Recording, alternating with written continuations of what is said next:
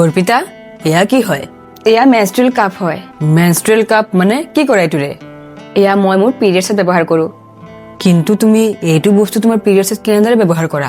Menstrual cup চিলিকনৰ হয় আৰু ইয়াক ফল্ড কৰি আমাৰ বডিত ইনচাৰ্ট কৰিব লাগে আৰু আমাৰ পিৰিয়ডছৰ ব্লাড ইয়াত আহি ষ্ট'ৰ হৈ থাকে।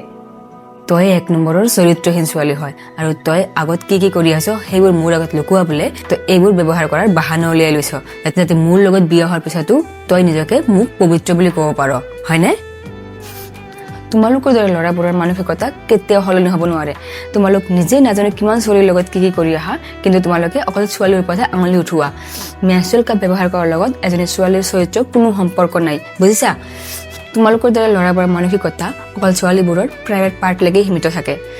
চেনিটেৰী পেড ব্যৱহাৰ কৰাৰ ফলত আমি ছোৱালীবোৰে নাজানো কিমান সমস্যাত ভুগিবলগীয়া হয় আৰু তাৰ বিপৰীতে আজিকালি মেনষ্ট্ৰুৱেল কাপ ওলাইছে যি চিলিকনেৰে বনোৱা হয় আৰু এয়া প্ৰকৃতিৰ বাবেও সুৰক্ষিত, আমাৰ বাবেও সুৰক্ষিত আৰু এয়া এটা মেনষ্ট্ৰুৱেল কাপ আমি 10 বছৰলৈকে ব্যৱহাৰ কৰিব পাৰোঁ। এয়া আমাৰ পইচাৰো সঞ্চয় কৰে, আমাৰ দেহো ভালদৰে ৰাখে। তুমি এটা মেনষ্ট্ৰুৱেল কাপৰ কাৰণে তুমি মোৰ চৰিত্ৰত আঙুলি উঠালা আৰু সেয়া মই কেতিয়াও সহ্য নকৰোঁ। মই তোমাৰ দৰে নিম্ন মানসিকতাৰ ল'ৰাৰ লগত কেতিয়াও নাথাকোঁ। যিদৰে আমি চেনিটেৰী পেড ব্যৱহাৰ কৰোঁ তেনেদৰে কিছুমান ছোৱালীয়ে মেনষ্ট্ৰুৱেল কাপ ব্যৱহাৰ কৰে, সেইবুলি সিহঁতৰ চৰিত্ৰৰ ওপৰত আঙুলি নুঠাব।